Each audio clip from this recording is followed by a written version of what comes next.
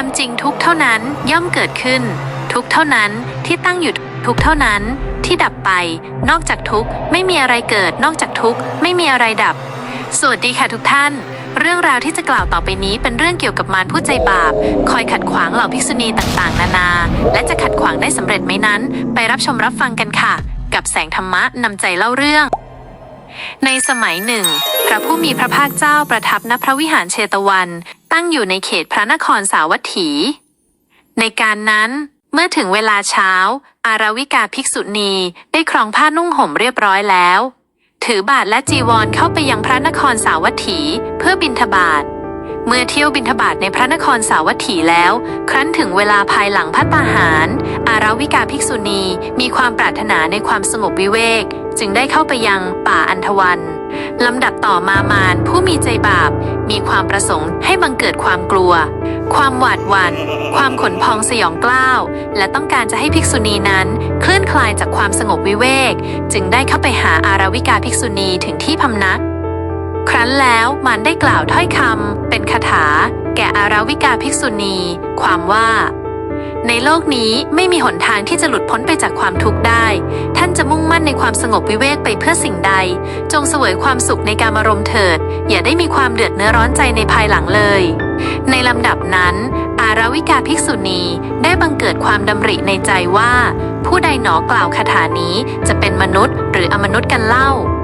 ทันใดนั้นอาราวิกาภิกษุณีก็ตระหนักได้ว่านี่คือมารผู้มีบาปซึ่งมีความปรารถนาจะให้ตนบังเกิดความกลัวเมื่ออาราวิกาภิกษุณีได้ทราบประจักษ์แล้วว่านี่คือมารผู้มีบาปจึงได้กล่าวตอบแก่มารนั้นด้วยคาถาว่าในโลกนี้มีหนทางที่จะออกไปจากความทุกข์ได้เรารู้แจ้งชัดด้วยปัญญาอันแท้จริงดูกรมารผู้มีบาปซึ่งเป็นที่รวมแห่งผู้ประมาทท่านย่อมไม่รู้จักหนทางนั้นกามทั้งหลายเปรียบประดุจหอกและเหลาซึ่งสามารถทิ่มแทงให้เกิดความเจ็บปวดกองแห่งกามารมณ์ทั้งหลายนั้นเปรียบเสมือนหมู่แห่งผู้ผีร้ายที่น่าสะพรึงกลัวข้าพเจ้ามิได้มีความใยดีในความยินดีในกามารมณ์ที่ท่านกล่าวถึงนั้นเลยในลำดับนั้นมารผู้มีบาปเกิดความทุกข์เสียใจว่าอาราวิกาภิกษุณีรู้จักตนแล้วดังนี้จึงได้หายไปจากที่นั้นเองณเวลาเช้าตรู่ภิกษุณีชื่อวิชยาได้ครองผ้าอันสมควรแก่บรรพชิตถือบาตรแล้วเดินทางไปเพื่อบิณฑบาตเมื่อเสร็จกิจภัตตาหารแล้วท่านได้เลือกโคนรุกขชาติอันร่มรื่นแห่งหนึ่งเพื่อพักผ่อนอิริยาบถในเวลากลางวันขณะที่วิชยาภิกษุณีกำลังนั่งพักผ่อนอยู่นั้นมารผู้มีจิตใจอันชั่วร้ายปรารถนาจะให้ภิกษุณีนั้นบังเกิดความหวาดกลัวความสะดุ้งหวาดเสียวจนถึงความขนพองสยองกล้าวและต้องการจะทำให้จิตของท่านเคลื่อนจากสมาธิอันแน่วแน่มารจึงได้เข้าไปยังที่พักนั้นครั้นแล้วได้กล่าวเป็นคาถาแก่ภิกษุณีวิชยาว่า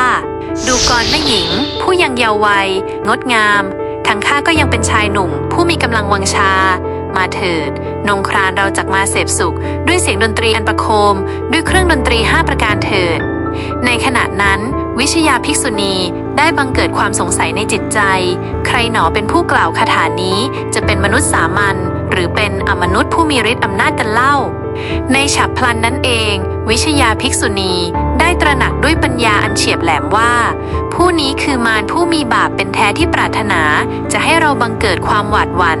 ความสะดุ้งกลัวจนถึงความขนพองสยองกล้าวและมุ่งหมายจะทำให้จิตของเราหลุดพ้นจากสมาธิจิตอันมั่นคงด้วยเหตุนี้ภิกษุณีจึงได้กล่าวเป็นคาถาตอบโต้ไปว่า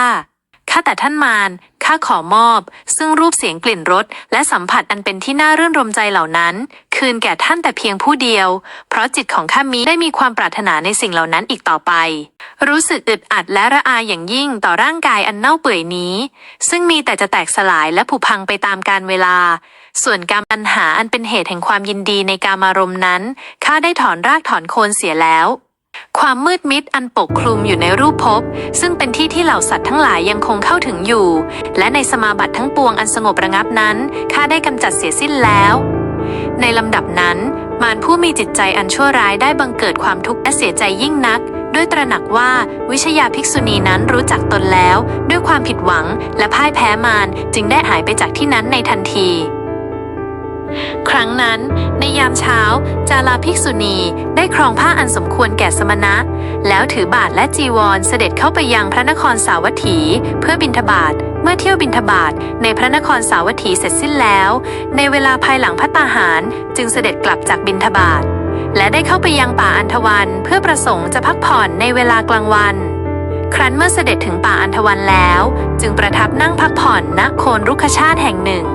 ในลำดับนั้นมารผู้มีจิตอันเป็นบาปประสงค์ให้บังเกิดความหวั่นไหวความหวาดกลัวความขนพองสยองกล้าวและปรารถนา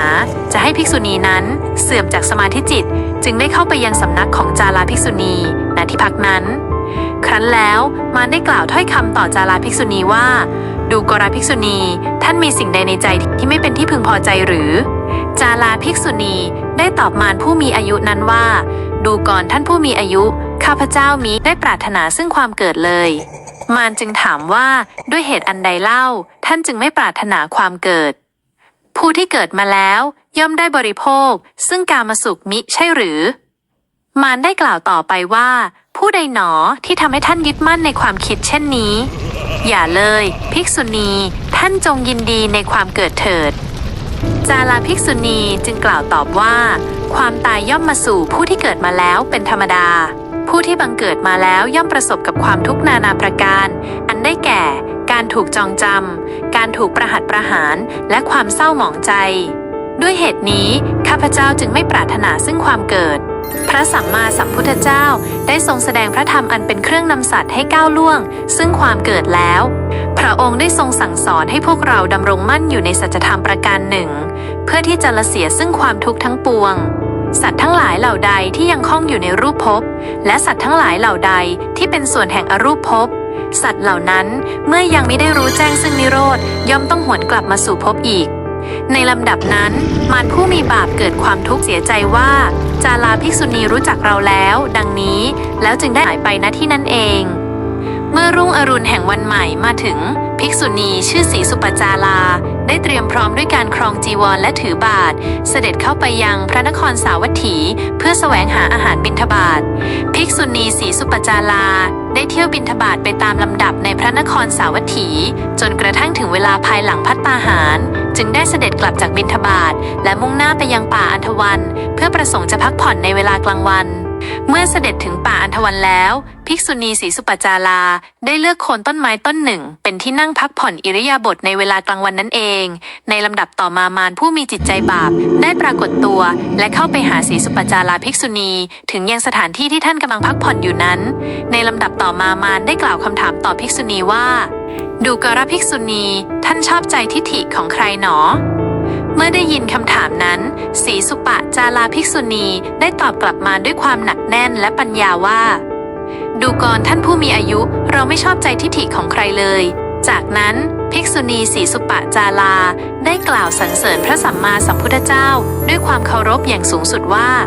ยังมีพระพุทธเจ้าผู้เสด็จอุบัติหาบุคคลอื่นเปรียบมิได้ทรงครอบงำส่วนทั้งปวงทรงบรรเทาเสียซึ่งมารไม่ปราชัยในที่ทุกสถานทรงพ้นแล้วในส่วนทั้งปวงเป็นผู้อันตัณหาและทิฏฐิอาศัยไม่ได้มีพระจักษุทรงเห็นธรรมทั้งปวงทรงบรรลุธรรมเป็นที่สิ้นกรรมทุกอย่างทรงน้อมไปในธรรมเป็นที่สิ้นอุปธิพระผู้มีพระภาคพระองค์หลังจากที่ศรีสุปจาราภิกษุณีได้กล่าวสรรเสริญพระพุทธคุณอันประเสริฐแล้วท่านได้กล่าวยืนยันด้วยความศรัทธาอย่างหนักแน่นว่าเราชอบใจคำสอนของพระองค์ท่านเมื่อมารผู้มีบาปได้สดับฟังถ้อยคำอันแสดงถึงศรัทธาอันมั่นคงและปัญญาอันเฉลียวฉลาดของศรีสุปจาราภิกษุณีเช่นนั้นก็เกิดความทุกข์และเสียใจยิ่งนักที่ภิกษุณีสาวิกาของพระพุทธองค์รู้จักตนและไม่หวั่นไหวต่อการยั่วยุของตนด้วยความผิดหวังและความพ่ายแพ้มารผู้มีบาปจึงได้อันตรธานหายไปจากสถานที่นั้นเอง